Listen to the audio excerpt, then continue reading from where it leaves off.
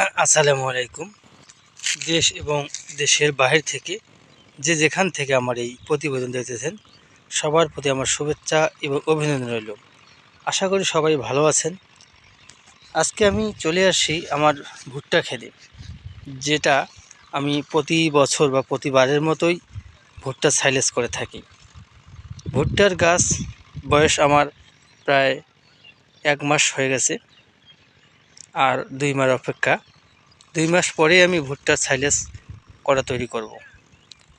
ভুট্টা সাইলেজ এমন একটা জিনিস যে গরুর গোখাদ্য অনেক ভালো, গরু ছাগল অনেক খায় এবং পছন্দ করে। অনেক পুষ্টি, ভুট্টার গাছের অনেক পুষ্টি। ভুট্টার গাছের মতো পুষ্টি আর কোনো খাদ্যই নেই। আপনারা দেখতে পাচ্ছেন, এটা আমি 20 বিঘা জমিতে ভুট্টার গাছ চাষ করছি।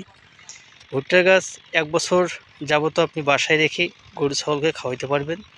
ভুট্টার গাছের মিল্কিং স্টেজ হলেই আমরা ভুট্টার গাছ কেটে সাইলেজ করব, বস্তা প্যাকেজিং করব, করে প্রতিটা জেলায় প্রতিটা থানার মধ্যে এই ভুট্টার গাছ আমরা দিয়ে থাকি।